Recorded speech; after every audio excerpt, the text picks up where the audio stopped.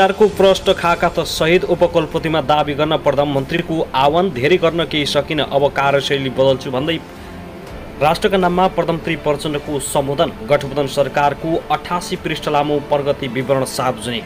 प्रचण्ड सरकारको 1 वर्ष खेर गएको नेकपा एमालेका उपमहासचिव प्रदीप कुमार गेवालीको आरोप। प्रधानमन्त्रीको सम्बोधन भ्रामक तथ्याङ्कको दाबी। प्रधानमन्त्री प्रचण्डको 1 वर्ष आफ्नै प्रतिबद्धताको विपरीत दिशातिर प्रचण्ड। प्रधानमन्त्रीले स्वीकारेका सरकारका 5 कमजोरी कसरी गर्ने होलान् अब सुधार। गठबन्धन सरकारले 1 वर्षमा के गर्यो, यस्तो छ सिंहदरबारको दाबी। अब हेर्नुहोस्। धनकुटामा आक्रमण गर्ने महेश राईमाथि केपी ओलीका सुरक्षाकर्मीलाई अवरोध गरेको मुद्दा दर्ता। के होला त कारबाही, यसबारेमा पनि सम्पूर्ण जानकारी आजकै समाचारमा। वार्षिक नीति तथा कार्यक्रम र बजेटको शैली फेर्ने प्रधानमन्त्रीको प्रतिबद्धता। राष्ट्रिय स्वतन्त्र पार्टीका सभापति रवि लामिछानेको एकपछि अर्को निर्णयले सत्तारूढ गठबन्धनमा तरङ्ग। गृहमन्त्री सहित जान चाहन्छन् सरकारमा, टीआरसी विधि टुङ्गाउन लचिलो बन्दै नेकपा एमाले के खोज्दैछ त एमाले, यसबारेमा पनि सम्पूर्ण जानकारी। ओली बन्नलाई थाले प्रधानमन्त्री। मुलुकको अर्थतन्त्र सकारात्मक बाटोमा गइरहेको अर्थमन्त्री प्रकाश शरण महतको भनाई। रुसी सेनामा भर्ती हुन गएका 100 जना नेपाली हराएका छन्। परराष्ट्र मन्त्री एनपी साउद। एकीकृत समाजवादीको केन्द्रीय कमिटी बैठक आजदेखि सुरु र राष्ट्रिय सभाको निर्वाचन अघि नै गठबन्धन ढालेर आफ्नो नेतृत्वमा सरकार बनाउने रणनीतिमा एमाले अध्यक्ष केपी शर्मा ओली। बेसी शर्मा एक युवक मृत अवस्थामा फेला। पोखरामा कारले पैदल यात्रीलाई ठक्कर दिँदा 2 जनाको ज्यान गयो। सरकार भत्काउने रणनीतिमा नेकपा एमाले के होला त सफल। यी मन्त्री जो 1 वर्ष भरि सिंहदरबारमै हराए, कसलाई हटाउँदैछ त प्रचण्ड सरकारले मन्त्रीबाट, यसबारेमा पनि आजै निर्णय गर्दै प्रचण्ड।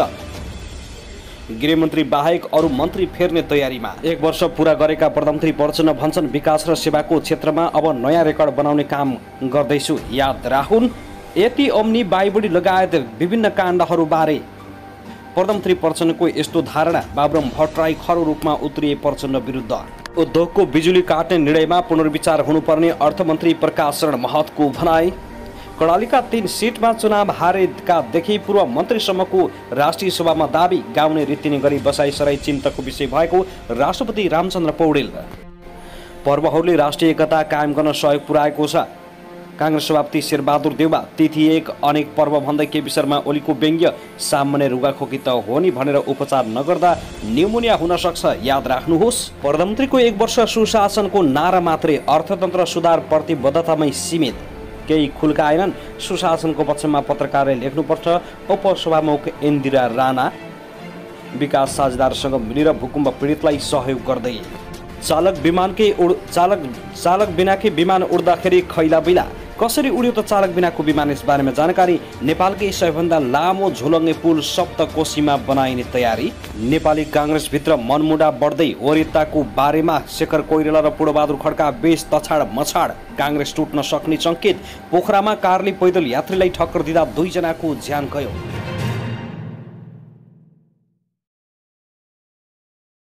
दर्शक नमस्कार, युट्युब च्यानल नेपाली खबर मिडियामा तपाईहरूलाई हार्दिक स्वागत छ। यदि हाम्रो च्यानललाई अहिलेसम्म सब्स्क्राइब गर्नुभएको छैन भने सब्स्क्राइब गरी नजिक रहेको बेल आइकनलाई दबाई हामीसँग जोडिनुहोला। दर्शक सदा झैँ आज पनि हामी तपाईहरुमाझ देशभरका विभिन्न समाचारका साथ उपस्थित भइसकेका छौँ।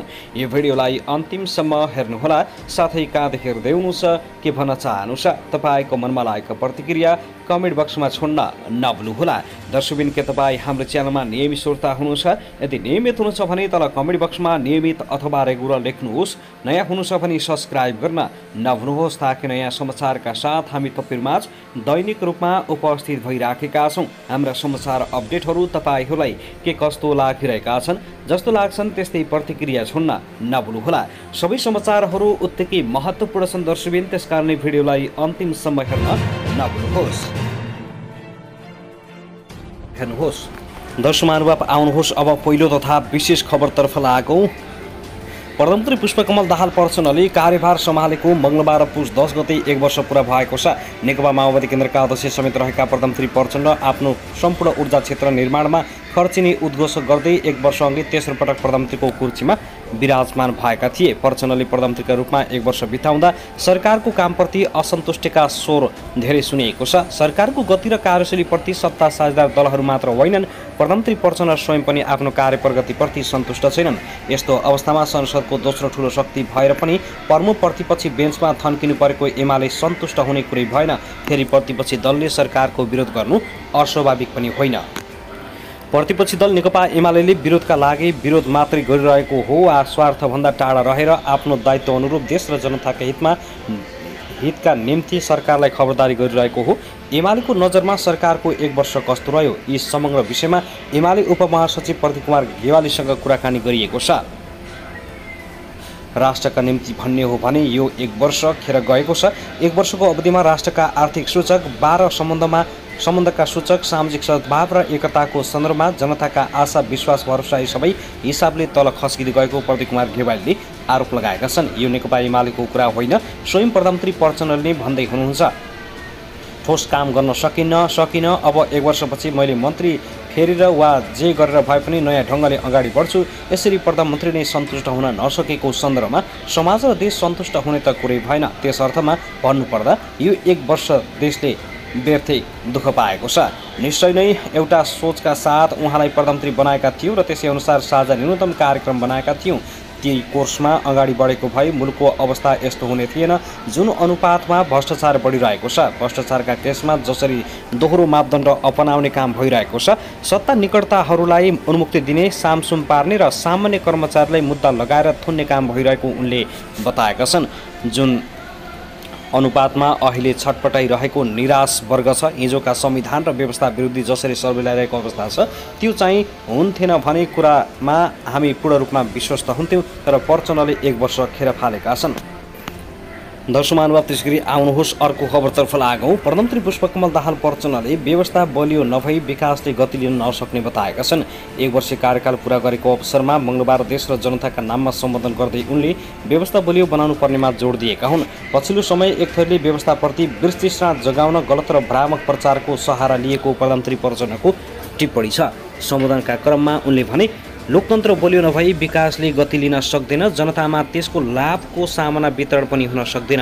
अहिले एक थरीले व्यवस्थाप्रति वितृष्णा जगाउन गलत र भ्रामक प्रचारको सहारा लिएका छन्। अहिले भन्दा हिजोको एकात्मक शासन राम्रो थियो भन्ने तिनको भाष्य बिल्कुल गलत छ। संहिताले जनप्रतिनिधि र खर्च बढ्यो भन्ने कुरामा पनि सत्यता नरहेको प्रधानमन्त्री प्रचण्डको दाबी छ। संहिताले जनप्रतिनिधि बढे, खर्च बढ्यो भन्ने भाष्य बनाउन खोजिएको छ। संहिताको बचाउ गर्दै उनले भने, तर सत्य के हो भने एकात्मक राज्य व्यवस्थामा कुल 1,55,862 जनप्रतिनिधि थिए भने अहिले जम्मा 28,453 जनप्रतिनिधि छन्। हिजो एउटा गाविसमा 47 जना जनप्रतिनिधि थिए, ती अहिले सामान्यतया वडामा रूपान्तरण भएका छन् र जम्मा 5 जना जनप्रतिनिधि छन्। तर तिनले गरेका कार्यले जनतालाई कति धेरै छुन्छ भन्ने उदाहरण त गत कार्तिकको जाजरकोट भूकम्पपछि बिहान 3 बजेदेखि नै भूकम्प पीडितको खोज, उद्धार र राहतमा खटेका जनप्रतिनिधिको सक्रियताले देखाउँदैन र उनले संहिताको समर्थन गर्दै भने, वर्तमान व्यवस्थाले नै हिजो पछाडि पारिएका दलित, आदिवासी जनजाति, मधेसी, थारू, मुस्लिमको राज्यका निकायमा जनप्रतिनिधि गराएको प्रधानमन्त्री दाहालले बताएका छन्। हिजो दलित, आदिवासी जनजाति, मधेसी, थारू, मुस्लिमको राज्यका निकायमा प्रतिनिधित्व प्रतीकात्मक र दयापूर्ण थियो, आज सुनिश्चित र अधिकारपूर्ण छ। हिजो महिला अधिकार र प्रतिनिधित्व राज्यको एजेन्डामै थिएन, आज संविधानको नै केन्द्र र प्रदेशमा 33%, स्थानीय तहमा 40% छ। त्यसैगरी प्रधानमन्त्री प्रचण्डले मन्त्रीहरूलाई ठाडो चेतावनी दिएका छन्। प्रधानमन्त्री पुष्पकमल दाहालले मन्त्रीहरूलाई कार्य सम्पादनमा कमजोर भए हटाउने सङ्केत गरेका छन्। राष्ट्रका नाममा सम्बोधन गर्दै उनले कार्यक्षमता प्रमाणित गर्न नसके कसैले पनि ठाउँ ओगटिरहनु नपर्ने बताए। म आज जनतालाई साक्षी राखेर माननीय मन्त्रीहरूलाई पनि भन्न चाहन्छु, हामीलाई असफल हुने छुट छैन। कार्य सम्पादन कमजोर भएको अवस्थामा म कसैलाई माफ गर्न सक्ने अवस्था र मनस्थितिमा छैन। हामी सबै आफ्नो भूमिकामाथि न्याय गर्नै पर्ने नैतिक दबावमा छौँ। कार्यक्षमता प्रमाणित गर्न सकेनौँ भने कसैले पनि अब ठाउँ ओगटिरहनु हुँदैन, छाडिदिनुपर्छ। यो मैले अरूलाई दिएको उपदेश मात्र होइन, आफैसँग गरेको बाचा पनि हो। देशमा सकारात्मक परिवर्तन र आशा जगाउन नसके मैले पनि पद ओगटिरहनु जरुरी छैन। साथै पुष्पकमल दाहालले सरकार असफल नभएको दाबी गरेका छन्। सम्बोधन गर्दै प्रधानमन्त्री दाहालले आफ्नो होटुटी अनुसारको परिणाम निकाल्न मात्रै नसकेको स्वीकार गरे। उनले अब सरकारको कार्यशैली बदल्ने घोषणा गरेका छन्। आज म यो सम्बोधनबाट देशवासी सामु स्वीकार गर्दछु कि सरकार असफल त भएन, तर मेरो होटुटी अनुसारको परिणाम पनि आएन। म बनिसकेका पूर्वाधारको जस खुसाखोस गर्न छाडेर सम्पन्न हुन बाँकी पूर्वाधारको चिन्तामा छु। देश कति बन्यो भन्ने होइन, कति बन्न सक्थ्यो भन्ने आत्मसमीक्षामा छु। दर्शकमानुभाव, त्यसगरी संस्कृति पर्यटन तथा नागरिक उड्डयन मन्त्री सुदन किरातीले देशको पर्यटन क्षेत्र पुरानो लयमा फर्किएको दावी गरेका छन्। प्रचण्ड नेतृत्व सरकारकै 1 वर्ष पुगेको अवसरमा आज मङ्गलबार पत्रकार सम्मेलन गर्दै मन्त्री किरातीले आफू मन्त्री भइसकेपछि झन्डै 10 लाखको हाराहारीमा विदेशी पर्यटक नेपाल आइसकेको बताए। आफू मन्त्री भइसकेपछि 1 महिनामा टिकटिङ लागू गरेको र अहिले दुर्गम क्षेत्रहरूमा उडाउन 3वटा जहाज खरिद प्रक्रियामा अगाडि बढिरहेको उनले जानकारी दिए। मन्त्री सुदन किरातीले 12 वर्षदेखि बिग्रिएर बसेको नेपाल वायु सेवा निगमको एउटा ट्विन अर जहाजलाई पुनः मर्मत गरी सञ्चालन गर्न लागेको र यो सँगै 6वटा जहाज हुने बताएका छन्। हवाई उडान हुन नसकेको 22वटा खाली विमानस्थल सहज ढङ्गले सञ्चालन गर्ने काममा पनि आफू सफल भएको उनको दाबी छ। उनले भने अहिलेसम्म आउँदा हाम्रो देशको पर्यटन पुरानो लयमा फर्किएको छ। झन्डै 10 लाखको हाराहारीमा विदेशी पर्यटक आइसकेका छन्। म मन्त्री भएर आएको 1 महिनामा नेपाल वायु सेवा निगमलाई टिकटिङ लागू गरेका थियौँ। दुर्गम क्षेत्रहरूमा उडान गर्नका लागि जहाज खरिद प्रक्रियामा अगाडि बढिरहेको छ। 12 वर्षदेखि बिग्रेर बसेको एउटा ट्विन अर जहाजलाई पुनः मर्मत गर्दैछौँ र चाँडै सञ्चालनमा ल्याउँदैछौँ। दर्शकमानुभाव, त्यसगरी लमजुङमा दिदीबहिनीलाई नै जबरजस्ती करणी गरेको अभियोगमा लमजुङ प्रहरीले 62 वर्षीय पुरुषलाई पक्राउ गरेको छ। लमजुङको कोबोला सोथार गाउँपालिका 3 का उदमजङ गुरुङलाई पक्राउ गरेको प्रहरीले जनाएको छ। उनले 12 वर्षीय बालिका बहिनी र उनको 14 वर्षीय दिदीलाई पैसा दिएर ललाई फकाई जबरजस्ती करणी गरेको जाहेरीका आधारमा गुरुङलाई पक्राउ गरिएको प्रहरीले जानकारी दिएको हो। पक्राउ परेका गुरुङ विरुद्ध अनुसन्धान थालेको प्रहरीले जनाएको छ। प्रहरीका अनुसार मुलुकी अपराध संहिता 2074 को दफा 219 ले निषेधित कसुर अपराध जबरजस्ती करणी मुद्दामा थप अनुसन्धान भइरहेको जनाएको छ। उनले 14 वर्षीय बालिकालाई भदौ 24 र 12 वर्षीय बालिकालाई कार्तिक 26 गते जबरजस्ती करणी गरेको जाहेरीमा उल्लेख गरेको हुँदा अनुसन्धान थालिएको र प्रारम्भिक अनुसन्धानबाट घटना पुष्टि भएको कुरेको जिल्ला प्रहरी कार्यालय सूचना अधिकारी प्रहरी निरीक्षक थानेश्वर चौपाईले जानकारी दिए। उनका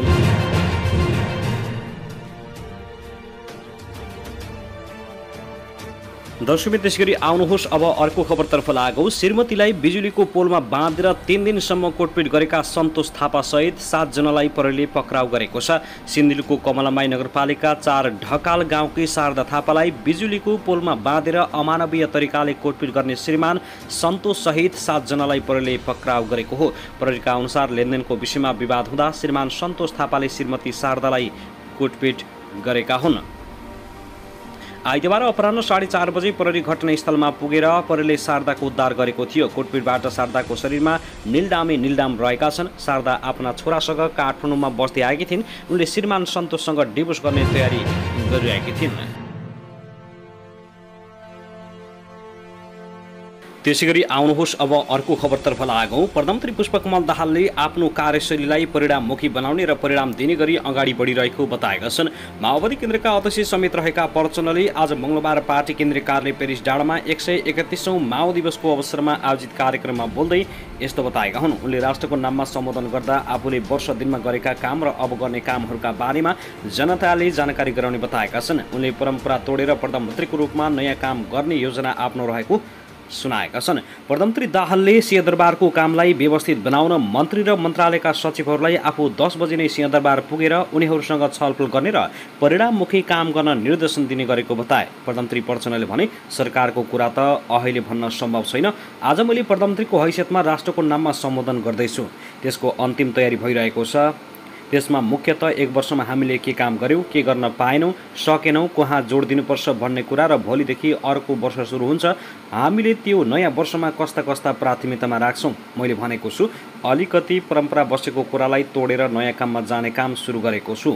सिंहदरबारको कामलाई र मन्त्रालयको कामलाई मन्त्री र मन्त्रालयका सचिवहरूले कति काम गरे कि गरेनन्, किन गरेनन्, के भयो भन्ने कुरालाई आफैले 10 बजे सिंहदरबार उपस्थित हुने र मन्त्रीहरूसँग विस्तृत रूपले छलफल गर्ने र परिणाम निकाल्ने गरी तयारी गर्न भनेको छु। त्यो कामको सुरुवात म आफैले गरेको छु। आफ्नो कार्यशैलीलाई परिणाममुखी बनाउने र परिणाम दिने गरी तयारी गरिसकेको छु।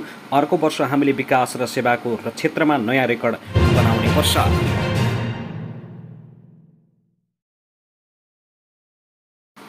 त्यसैगरी आउनुहोस् अब अर्को खबरतर्फ लागौँ। नवलपुर नारायणगढदेखि बुटोलसम्मको सडक निर्माणमा ढिला सुस्ती भएको भन्दै राष्ट्रिय स्वतन्त्र पार्टी रासपाले सोमबार बिहानदेखि थालेको दबाव यात्रा दोस्रो दिन आज नवलपरासीको नवलपुर डन्डाबाट मङ्गलबार बिहान अगाडि बढेको छ। रासपाका सभापति रवि लामिछानेको नेतृत्वको उक्त यात्राको पहिलो दिन सोमबार यात्रामा सहभागीहरूले करिब 36 किलोमिटरको दूरी तय गरेका हुन्। पहिलो दिन करिब 36 किलोमिटर पैदल यात्रा गरेको यो टोलीले मङ्गलबार थप यही दूरी छिचोल्दै दुम्कीबासमा बास बस्ने अनुमान गरिएको छ। दोस्रो दिन अर्थात् बुधबार दुम्कीबासबाट बुटोल पुग्नका लागि यो टोलीले करिब 61 किलोमिटर हिँड्नुपर्नेछ, जुन असम्भव छ। यो हिसाबले रासपाको यो दबाव यात्रा बिहिबार मात्र बुटोल पुग्न सक्ने अनुमान गरिएको छ। दबाव यात्रा प्रारम्भ हुनु अघि रासपाका सभापति लामिछानेले पत्रकार सम्मेलन आयोजना गरेर यात्राको बारेमा जानकारी गराइरहेका थिए। लामिछानेले 3 दिनमा पैदल यात्रा गरेर बुटोल पुग्ने बताएका थिए। सभापति लामिछानेले सडक निर्माणमा सरकारले व्यवस्था गरेको र निर्माण कम्पनीले लापरवाही गरेको भन्दै दबाव स्वरूप पैदल यात्रा गर्ने घोषणा गरेका हुन्। नारायणगढदेखि बुटोलसम्मको 113 किलोमिटर 3 दिनसम्म लगाएर पैदल यात्रा हिँडेर पूरा गर्ने रासपाको तयारी छ। सभापति लामिछानेले भनेका छन्, पूर्व पश्चिम राजमार्ग अन्तर्गत नारायणगढ बुटोल सडक खण्डको स्तरोन्नतिमा भइरहेको विलम्ब र अहिले यात्राका क्रममा नागरिकले खेप्नु परेको शास्तिबारे सरकारको ध्यान आकर्षण गराउनु यात्राको मुख्य उद्देश्य हो। यात्रामा मलाई पार्टीका नेतागण र सांसदहरूले पनि साथ दिँदै हुनुहुन्छ। लामिछानेले यात्राका क्रममा दायाँ बायाँ बस्ती छिरेर भेला गर्ने र कार्यक्रमहरू गर्ने समय अभाव भएको बताएका छन्। सबैका समस्या सुन्ने र सुझाव ग्रहण गर्ने इच्छा थियो, तर यात्राको दिन लम्बिने भएकाले यसपटक त्यसका लागि समय छुट्याउन असमर्थन भएको छु। लामिछानेले भने यात्राको बीचबीचमा स्वागत वा अन्य कार्यक्रम पनि नराख्न अनुरोध गरेका छन्। उनले यो यात्राका माध्यमबाट सांकेतिक रूपमा सडक निर्माणमा सरकारको ध्यान आकर्षण गराउन चाहेको समेत बताएका छन्। हाम्रो यात्राका कारण सवारी आवत जावतमा कुनै अवरोध नहोस् भन्नेमा पनि हामी सचेत छौँ। दबाव यात्रामा साथ दिन आउनुहुने कसैले पनि झण्डा, लोगो, टी सर्ट लगायत पार्टी सम्बन्ध कुनै पनि वस्तु प्रयोग नगर्न समेत आग्रह गरेका छन्। त्यसैगरी आउनुहोस् अब अर्को खबरतर्फ लागौँ। नेपाली काङ्ग्रेसका महामन्त्री गगन थापाले प्रधानमन्त्री पुष्पकमल दाहाल प्रचण्डलाई प्रश्न सोध्ने बेला भएको बताएका छन्। नेपाली काङ्ग्रेस उदयपुरको प्रथम जिल्ला सम्मेलनलाई कटाहारीमा सम्बोधन गर्दै उनले 1 वर्षभित्रमा प्रधानमन्त्रीले भनेको जस्तो काम गर्न किन सकिएन भनेर सोध्ने बेला आएको बताएका छन्। पुस 10 गते प्रधानमन्त्रीले सम्बोधन गर्ने बताएको भन्दै काङ्ग्रेस नेता थापाले आगामी माघ 10 गतेसम्म एकपटक पनि कतै केही नबोली काम गर्ने प्रतिबद्धता जनाउन आग्रह गरे। माघ 10 गतेसम्म केही उद्घाटन गर्दिन, शिलान्यास गर्दिन, केही बोल्दिन, बिहानैदेखि बेलुकासम्म काम गर्छु भन्नुभएको छ। महामन्त्री थापाले भने, हामीलाई बोल्ने मात्रै मान्छे होइन, काम गर्ने मान्छे चाहिएको छ। विक्रम सम्वत 2060 सालदेखि आन्दोलन सफल होला, संविधान बन्दा देशमा केही होला भनेर पर्खिएका जनता अहिलेसम्म निराश नएको थापाको भनाइ छ।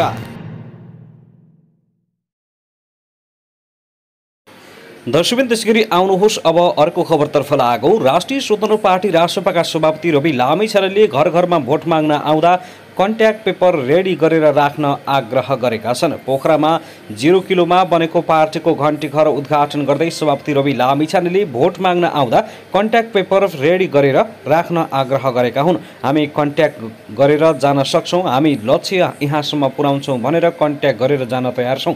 मैले गत चुनावमा पनि भनेको थिएँ, मेरो आवाज त्यति पुग्न पाएन, अब 4 वर्ष सिङ्गे बाँकी छ, अहिले पनि भन्छु। उनले भने, घर घरमा भोट माग्न हाम्रो मान्छे आउँदा कन्ट्याक्ट पेपर रेडी गरेर राख्नुहोस्, भनेको कुरा पुरा गर्नु भएन भने के गर्नुहुन्छ भनेर शर्त राख्नुहोस्, ल्याप्चे लगाउनुहोस्। सक्षम र अब्बलको खोजीमा हिँडिरहेको सभापति लामिछानेले सुनाएका छन्। एकपटक हामीलाई विश्वास गर्नुहोस्, त्यो विश्वासको आधार हामीले संसदमा देखाएका छौँ। कस्ता सांसद लिएर जान्छौँ, अलिकति टेलर हामीले देखाइसकेका छौँ। यस्तै र अब्बल साथीहरू छन्, नदेखेका साथीहरू खोज्दै हिँडेका छौँ, उनले भनेका छन्। दर्शकबिन त्यसगरी आउनुहोस् अब अर्को खबरतर्फ लागौं। नारायणी नदीमा हाम फालेर एक महिलाले आत्महत्या गरेकी छन्।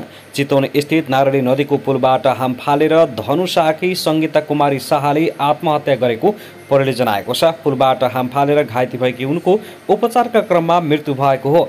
उनी चितवन महानगरपालिका 10 मा बस्दै आएकी थिइन्। यसबारे केही अनुसन्धान हुँदैछ के कारणले उनले आत्महत्या गरिन् भन्ने कुरा खुल्न सकेको छैन। त्यसैगरी आउनुहोस् अब अर्को खबरतर्फ लागौं। चितवनमा एकजनाले मध्यरातमा आफैमाथि चक्कु प्रहार गरेका छन्। रत्ननगर नगरपालिका 14 गैरी गाउँका 45 वर्षीय साधुराम विकले शुक्रबार राति पौने 2 बजे आफैमाथि चक्कु प्रहार गरेको प्रदेश प्रहरी कार्यालय हेटौडाले जनाएको छ। प्रहरी कार्यालयका अनुसार उनले चक्कुले आफ्नै कोखामा प्रहार गरेका थिए। चक्कु प्रहारबाट घाइते भएका विकको उपचारका लागि नयाँ मेडिकल कलेज भरतपुर लगिएकोमा बिहान 3:11 डाक्टरले मृत घोषणा गरेका हुन्। विकले पहिले पनि अत्याधिक मादक पदार्थ सेवन गरेर आत्महत्याको प्रयास गर्ने गरेको निजकी श्रीमतीले खुलाएको प्रहरीले जनाएको छ।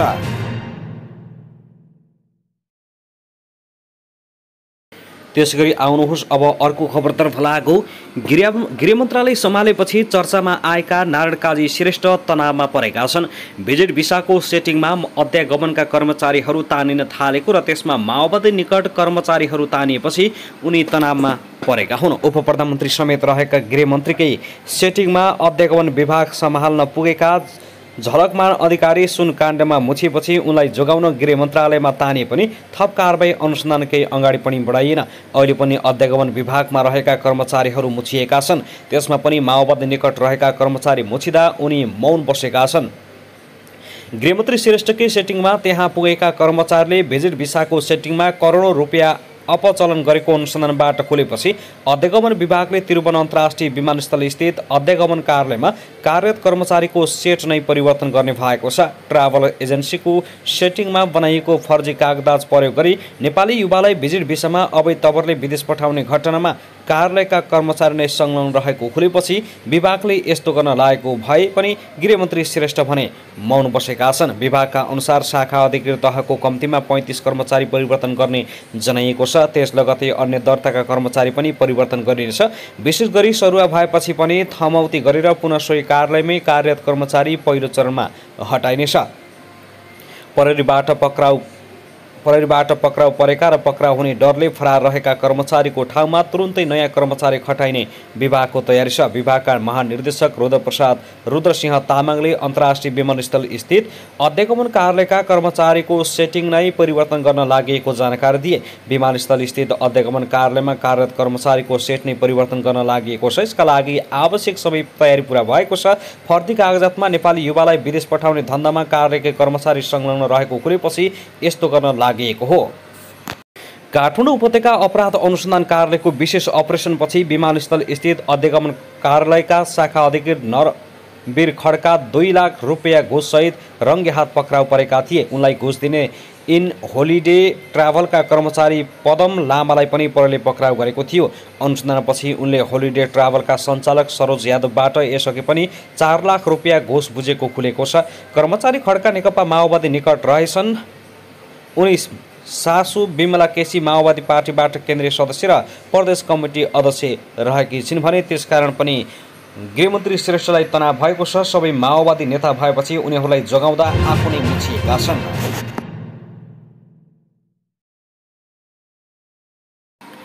दर्शक त्यसगरी आउनुहोस् अब अर्को खबरतर्फ लागौं। प्रधानमन्त्री पुष्पकमल दाहाल प्रचण्डले आफ्नो कार्यकालको दोस्रो वर्ष नयाँ धक्का दिएर सुरु गर्ने घोषणा गरेका छन्। नयाँ धक्काबारे प्रधानमन्त्री प्रचण्डले थप स्पष्ट नगरे पनि उनले यसलाई क्रमभङ्ग गर्ने बताएका हुन्। प्रधानमन्त्री प्रचण्डले नयाँ धक्का शब्दको प्रयोग गरेर राजनीतिमा तरङ्ग त ल्याएका छन्, तर यसलाई धेरै अर्थमा विश्लेषण गर्न सुरु गरिएको छ। आखिर 1 वर्षमा राम्रो सन्देश दिने गरी काम गर्न नसकेका प्रधानमन्त्री प्रचण्ड अहिले आएर किन नयाँ धक्का दिन खोजे भन्ने प्रश्न चारैतिर उठेको छ। के प्रधानमन्त्रीमाथि काङ्ग्रेसले आफ्नो साथ छोड्दैछ? के फेरि प्रधानमन्त्री प्रचण्डसँग काङ्ग्रेस र एमालेलाई किनारा गरेर अगाडि बढ्ने विकल्प छ? यिनी प्रश्नहरू उठेका छन्। राजनीतिक रूपमा सचेत मानिने कोशी प्रदेशको सुनसरी पुगेका प्रधानमन्त्री दाहालले इनरुवा सब स्टेसनको रिबन काटेपछि उत्साहित हुँदै भने प्रधानमन्त्री भएको 1 वर्ष पुरा भएपछि नयाँ ढङ्गले केही धक्का दिएर सुरु गर्दैछु, म साँच्चै क्रमभङ्ग गर्दैछु। संसदीय निर्वाचनमा तेस्रो दलको हैसियत पाएको माओवादी केन्द्रका अध्यक्ष समेत रहेका प्रधानमन्त्री प्रचण्ड बनेको पुस 10 गते 1 वर्ष पुग्दैछ। पहिलो दलको हैसियत पाएको नेपाली काङ्ग्रेस र एमालेसँग चोइटिएर बनेको नयाँ दल नेकपा समाजवादी सहितको साथ लिएर उनी वर्ष दिनदेखि मिलिजुली सरकारको नेतृत्व गरिरहेका छन्। अब प्रधानमन्त्री प्रचण्डले दोस्रो वर्ष पनि आफ्नै नेतृत्वमा सरकारलाई निरन्तरता दिन नयाँ स्टेप चाल्ने सङ्केत गरेका छन्। अहिले राजनीतिक रूपमा तुरुन्तै प्रचण्ड नेतृत्वको सरकार ढलिहाल्ने सङ्केत देखिएको छैन, तर यसको निश्चित आधार पनि अस्पष्ट देखिएको छ। प्रधानमन्त्री प्रचण्डले 1 वर्षमा भ्रष्टाचार विरुद्ध फाइल खोलेको, अवैध सुन तस्करी, नक्कली भुटानी शरणार्थी प्रकरण र एनसेल सेयर बिक्री प्रकरणमा प्रधानमन्त्री प्रचण्ड भोकल रूपमा देखिएका छन्। सरकार सञ्चालनमा खासै प्रभाव पार्न नसकेका प्रधानमन्त्रीले नयाँ धक्का दिने घोषणाले अर्को राजनीतिक चाल बाहेक आम जनतालाई यसको ठुलो अर्थ भने हुने देखिँदैन। किनकि आम जनताको सरकार भएका विषयहरू महँगी नियन्त्रण, साना उद्योगीको पलायन रोकिएको छैन, विदेशी युवाको क्रम रोकिएको छैन, रोजगार र स्वरोजगारका कार्यक्रम सरकारले ल्याउन सकेको छैन, देशमा सुशासन छैन। यस्तो अवस्थामा 1 वर्षदेखि सरकार चलाइरहेका प्रचण्डले कस्तो धक्का दिन खोजेका हुन् त? यो धक्का आफू पदमा बसिरहने अर्को राजनीतिक चाल नै हुन सक्ने देखिएको छ। अब दोस्रो वर्ष प्रचण्ड नेतृत्वको सरकारले निरन्तरता पाउँछ या पाउँदैन भन्ने विषय धेरै हदसम्म काङ्ग्रेसले निर्धारण गर्न सक्ने देखिन्छ। तर आफूले अप्रत्याशित निर्णय लिएमा कुनै पनि बेला प्रधानमन्त्री प्रचण्ड र एमालेको पुनर्मिलन हुन सक्नेमा काङ्ग्रेस नेतृत्व खास गरी सभापति शेरबहादुर देउवा सजग रहेका छन्। काङ्ग्रेसभित्रको प्रतिपक्षी बेन्चबाट सरकारको नेतृत्व परिवर्तन हुनुपर्ने भन्ने स्वर उठ्न सुरु भएको छ। वरिष्ठ नेता डाक्टर कोइरालाले नै प्रचण्ड नेतृत्वको सरकारले काम गर्न नसकेको लगातार बताउँदै आएका छन्। उनले प्रचण्डलाई लगातार साथ दिइरहँदा काङ्ग्रेस झन्झन कमजोर हुँदै गएको तर्क गरिरहेका छन्। त्यसैगरी महामन्त्री थापाले वरिष्ठ नेता कोइरालालाई नेपाली काङ्ग्रेस संसदीय दलको नेतामा अगाडि सार्न प्रस्ताव गरिसकेका छन् भने प्रचण्ड नेतृत्वको सरकार बदल्न तयार हुनुपर्ने भन्दै नेतृत्वमा दबाब दिइरहेका छन्। तर काङ्ग्रेसको आन्तरिक समीकरण जे जसो भए पनि सभापति देउवाले चाहे मात्र काङ्ग्रेस अहिलेको प्रचण्डको विकल्पमा जान सक्छ। तर सभापति देउवा प्रधानमन्त्री प्रचण्डसँग एमालेसँग फेरि जान सक्ने अवस्थाको सुनिश्चितता गर्न मात्रै प्रचण्डमाथि विश्वास गर्छन्। अहिले प्रचण्डले अब गियर चेन्ज गर्ने, क्रमभङ्ग गर्ने, नयाँ धक्का दिने जस्ता शब्दको प्रयोगले सत्ता समीकरणमा सबै कुरा ठिक छैन कि भन्ने आशंका बढाएको छ। प्रधानमन्त्री प्रचण्डले आफ्नो 1 वर्ष कार्यकालको समीक्षा गरेको र सरकारमा सामेल मन्त्री परिवर्तन गर्ने त निश्चित नै देखिन्छ। यसका लागि उनले मन्त्रीहरूसँग वर्ष दिनको प्रगति विवरण माग्दै राम्रो काम गर्न नसकेका मन्त्रीहरूलाई परिवर्तन गर्ने सन्देश दिँदै विदा गर्दैछन्। गत संसदीय निर्वाचनमा सहकारीको दल गरेको काङ्ग्रेसलाई झड्का दिएर एमालेसँग सत्ता सहकार्य गर्न पुगेका प्रचण्ड फेरि 1 वर्ष टिक्न चाहन्छन्। दर्शक त्यसैगरी आउनुहोस् अब अर्को खबरतर्फ लागौँ। नेकपा एमालेका नेता भीम रावलले नागरिक उडान, संस्कृति तथा पर्यटन मन्त्री सुदन किरातीलाई मुनधुन मान्ने देशद्रोही थिए त भनेर प्रश्न गरेका छन्। संस्कृति मन्त्री किरातीले क्रिस्चियन धर्म नमान्ने संविधान विरोधी र देशद्रोही हुन् र उनीहरूलाई जेल खोज्नुपर्छ भन्ने जस्तो गैर जिम्मेवार अभिव्यक्ति दिएपछि एमाले नेता रावलले प्रश्न गरेका हुन्। मन्त्री सुदन राई किरातीलाई नेपाली जनताले सोध्नै पर्ने प्रश्न कि मन्त्री सुदनका पुर्खा क्रिस्चियन थिए र थिएन कि थिएनन् भन्ने के कति देशद्रोही थिए? किरातीहरूले मुनधुम मान्नु के देशद्रोह हो? उनले सामाजिक सञ्जाल मार्फत सोधेका छन्। यस्ता प्रश्नको जवाब चाहियो मन्त्री किरातीजी।